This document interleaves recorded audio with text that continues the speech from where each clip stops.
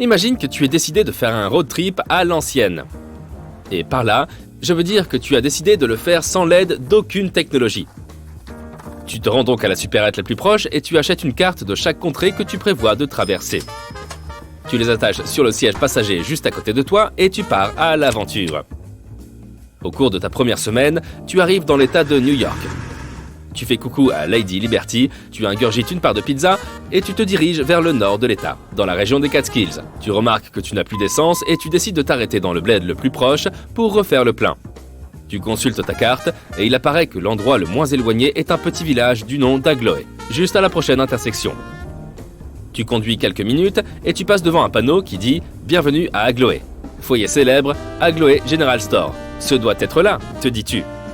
Mais la ville est étrangement vide. Tu ne trouves pas là de magasin, pas plus que la station-service que tu cherchais. Il n'y a pas de maison. Tu commences à penser qu'il y a peut-être une erreur. Agloé ne semble pas exister. Cette histoire peut sembler farfelue, mais elle aurait pu arriver à toute personne de passage à New York il y a quelques années. En fait, la soi-disant ville d'Agloé est ce que l'on appelle une commune fantôme, ou une ville de papier. Il en existe plusieurs dans le monde, mais Agloé est peut-être la plus célèbre. Les villes de papier sont en fait de fausses villes, c'est-à-dire qu'elles n'existent pas vraiment. Elles sont semblables à des œufs de Pâques, disséminés par les cartographes en guise de pièges à droit d'auteur. Les cartes sont difficiles à réaliser. Pour créer une carte à partir de rien, il faut faire des années de travail sur le terrain, ou analyser inlassablement des photos satellites. C'est pourquoi le plagiat a toujours été assez répandu dans le monde des cartographes. Il est assez facile de redessiner les mêmes caractéristiques géographiques d'une carte originale sur un nouveau document. Et il n'est pas évident de se faire prendre. Après tout, les gens dessinent exactement la même planète. C'est pourquoi les cartographes ont trouvé un moyen d'attraper les personnes qui pompaient leur travail. Certains cartographes peuvent par exemple y inclure une montagne plus grande qu'elle ne l'est vraiment.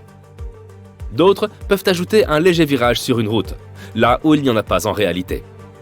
Par exemple, au début des années 1970, un faux pic montagneux est apparu sur certaines cartes du comté de Boulder. L'ajout de ce pic, précédemment inconnu, répondant au nom de Mount Richard sur les cartes locales, a commencé à dérouter les grimpeurs du Colorado à l'époque. Il s'est avéré que le mont Richard était l'un de ces pièges à droit d'auteur, placé là par un cartographe local du nom de Richard Kiachi. Disons simplement qu'il a pu décider de se rendre hommage à lui-même avec ce petit bonus. Toutefois, ajouter carrément une ville de papier est peut-être l'une des solutions les plus extrêmes, et une astuce que les cartographes espèrent voir passer inaperçue. Sauf que ce n'est pas ce qui se passe le plus souvent, ce qui nous ramène à l'histoire d'Agloé.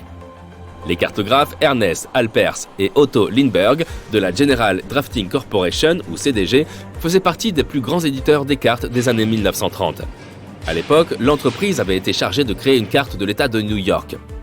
C'est à ce moment-là que les deux hommes ont eu une idée. Afin d'éviter toute violation des droits d'auteur, ils créeraient une commune fantôme en combinant ensemble des parties de leur nom.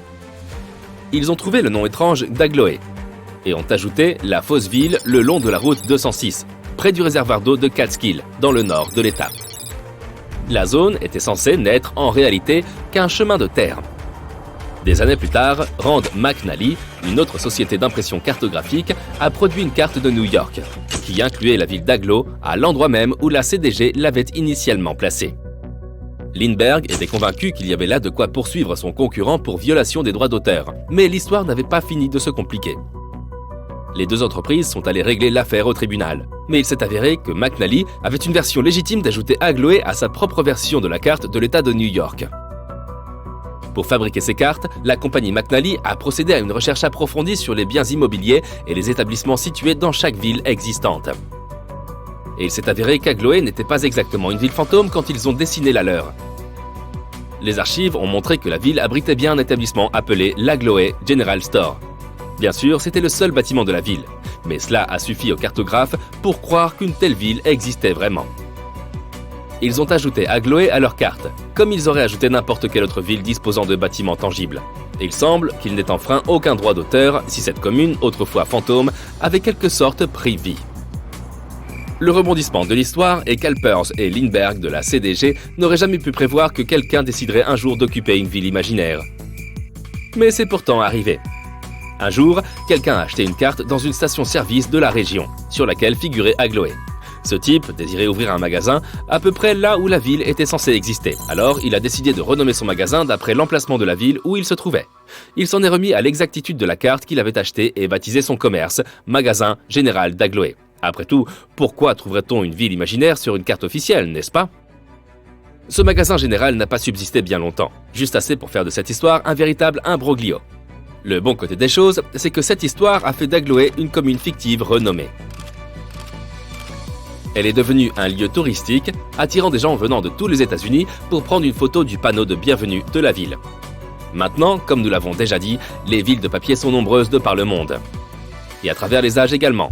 Un documentaire de la BBC de 2005 a révélé que la seule ville de Londres comptait plus de 100 minuscules fausses rues, ou rues de papier, dans son agglomération. Par exemple, la prétendue Moat Lane est censée être une rue sinueuse de Finchley, au nord de Londres. Mais si tu décides un jour d'aller la visiter, tu ne trouveras rien d'autre que des arbres et des jardins.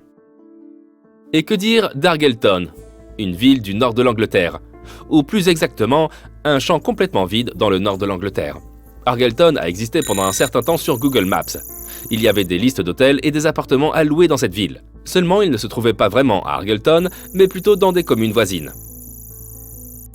On pense que Google Maps a importé ces fausses rues dans sa base de données, car ils ont utilisé des atlas renommés et protégés par des droits d'auteur en guise de source. Mais lorsque la vérité sur ces rues de papier a éclaté, la compagnie les a ensuite supprimées une à une.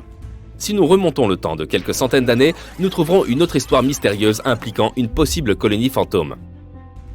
Il ne s'agit pourtant pas d'une petite ville à carrefour quelconque, mais plutôt d'une île entière. On a longtemps supposé que l'île de Bermeja était un îlot minuscule, quoique habité. Elle est apparue sur de nombreuses cartes du XVIe et XVIIe siècle et était un repère pour les explorateurs espagnols. Son emplacement variait légèrement d'une carte à l'autre et son nom s'orthographiait parfois sous la forme de Vermeja, mais son existence semblait alors assez certaine.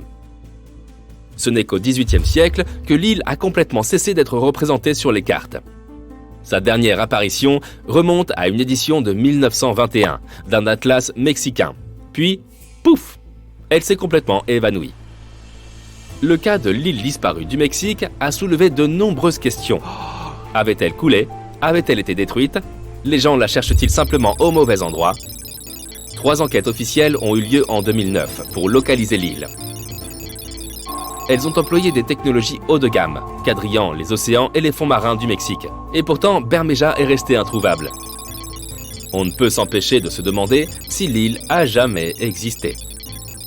Tout comme les cartographes modernes, les cartographes des XVIe et XVIIe siècles avaient leur propre façon de tromper les utilisateurs. Au lieu de pièges à droit d'auteur, ces fausses cités, ou ces fausses îles, servaient à tromper et à confondre les ennemis et les voyageurs indésirables. Comme beaucoup de temps s'est écoulé, il est difficile de déterminer aujourd'hui si Bermeja n'était rien d'autre qu'un village fantôme. Elle a cessé d'être représentée sur les cartes, mais cette affaire mystérieuse laisse encore les gens perplexes.